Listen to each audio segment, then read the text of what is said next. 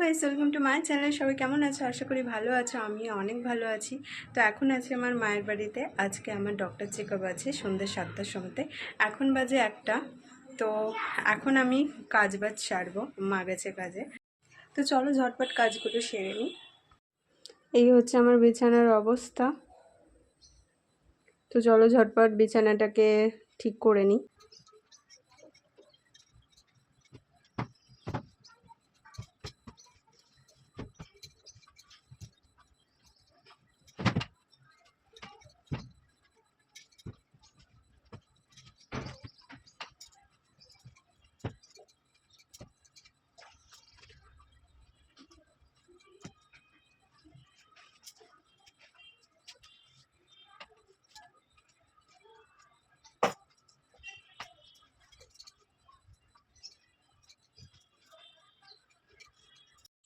তো এখানে দেখো আমার বিছানা গোছানো কমপ্লিট হয়ে গেছে। আর এই বাসন কটা মাজবো আর ঘরটা মুছবো, ঝাড় দেবো। তো তাড়াতাড়ি করে নিই, চলো ঝটপট করে। তো সবার প্রথমে গেটটা খুলে নিলাম, আর তারপরে এক এক করে সব পা মোছাগুলোকে একসাথে করে বাইরে বের করে দেব। তো এতে সুবিধা হবে ঝাড় দেওয়ার।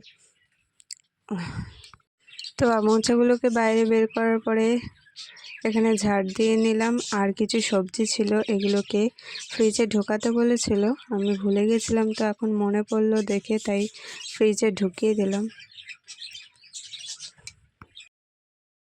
তারপর সব কাজ করার পরে এখানে দুপুর হয়ে গেছিলো। তো এখন খেয়ে নিচ্ছিলাম ভাত, আর মুগ ডাল ছিল, আর ভেন্ডি ভাজা, আর আলু পোস্ত।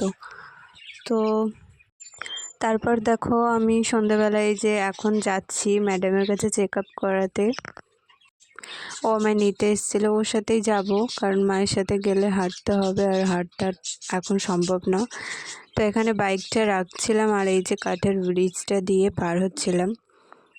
তো এখান দিয়ে ছোটোবেলাতে আমার যেতে খুবই ভয় লাগতো। আর হচ্ছে এই যে ম্যাডামের চেম্বার। তো ঢুকে পড়লাম, এখনও ম্যাডাম আসেনি। ফোন করলাম, তো বললো কিছুক্ষণ বসে আসছি। তো আমাদের চেকআপ কমপ্লিট হয়ে গেছে। তখন যাচ্ছি বাড়ি। আবার সেখান দিয়ে পার হয়ে তারপরে বাইকটাকে নিয়ে চলে গেলাম। ও আমাকে ছেড়ে দিয়ে ও চলে যাবে বাড়ি। তো আমি দেখো আমার বাড়ির কাছে আমি নেমে পড়েছি। তো ভিডিওটা কেমন লাগলো কমেন্ট করে জানিও। আবার একটা নতুন ভিডিওর সাথে দেখা হবে। তো বাই।